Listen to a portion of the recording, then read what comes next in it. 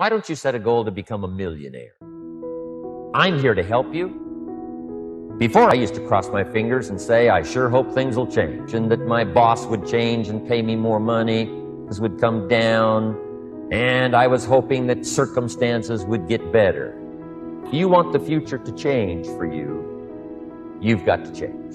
If you don't change, the next 6 years of your life is going to be just like the last 6. You'll still be behind on your bills. You'll still be behind on your promises. If you'll change your philosophy, if you'll change your habits, if you'll refine your thinking, if you'll change and accept some new disciplines, if you'll turn the corner where you've been in the past, go for a new life for the future, but all kinds of remarkable things will happen for you. If you will change, everything will change for you. If you will get better, everything will get better for you. If I would change, my income would change. If I would change, my bank account would change. If I would change, my future would change. And so that's what I did at age 25. I went to work not on the community. I didn't go to work to try to change my boss or the company. I didn't go to work to try to change circumstances. I went to work to try to change myself. That's how my life changed. Things started working for me, changing my life all those years ago. So that's my first subject, personal development. Work harder on yourself than you do on your job. Develop the skills, learn the lessons, take the classes, absorb all that is being taught to you these days. And then later on, of course, you can sort it out, what's valuable to you and how to refine it for your business and for your life and for your future. But the main thing is to get it and start this process of personal change, personal development. And let me say it one more time. If you will change, everything will change for you. You'll never be the same. You'll keep growing. So now here's what's important in personal development. In learning from other people, we learn, number one, by observation. We learn what we see. We watch people that are successful in what they do. Second, we learn by what we hear. Learn by listening. And then listen to the sermon on Sunday morning. Listen to the lectures. Listen to the teacher. Listen to someone who's got something good to say. And then number 3 is vitally important on personal development, and that is read all the books you can possibly read in your lifetime. Now let's cover the second subject, setting goals. We need to take a look into the future.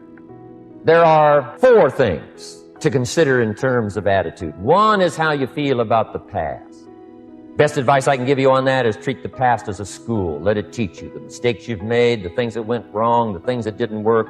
Then next is how you feel about the future. We've got to have the future well designed. The future is called the promise. The promise of the future can be an awesome force.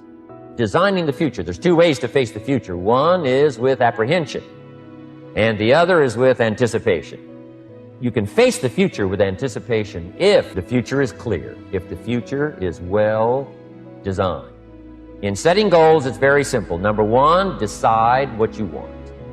You just take a little time. You sit down and say, what do I want? What kind of skills do I want? What kind of income do I want for the future? Where would I like to go? Places I'd like to visit? Habits I'd like to acquire? Skills I'd like to have? Economics? Friendships? People you'd like to meet? When you've thought about what you want for the future, make a list. If the future gets clear, the price gets easy. Because you got to remember, for every promise, there's a price to pay. So the first part of the key is to design the promise. Then, what is the price to pay? I'm telling you, the price will be easy, no matter where you are, where you come from. Color doesn't matter, religion doesn't matter, where you grew up doesn't matter, circumstances don't matter. I'm telling you, if you'll make the promise of the future clear for yourself, all of the values of life that you could possibly want, and be serious about it, I promise you it's an easy price to pay. Anybody can pay it. Set the kind of goals that will make something of you to achieve it. So, start setting your goals and see if you can't get a better excitement going for the things you want to accomplish for the future. One of the major reasons for setting goals is for what they make of you in achieving them. But here's number 1. First of all, you got to have the right philosophy. Philosophy is our ability to gather knowledge and sort through it and decide what's valuable. to develop a philosophy about life, a philosophy about our health, a philosophy about our family relationships, a philosophy about economics. Now, let me give you a couple of philosophies to consider. Here's the first one. It's called the philosophy of the poor. Poor people usually spend their money and invest what's left. That's the philosophy of the poor. Now, here's the philosophy of the rich.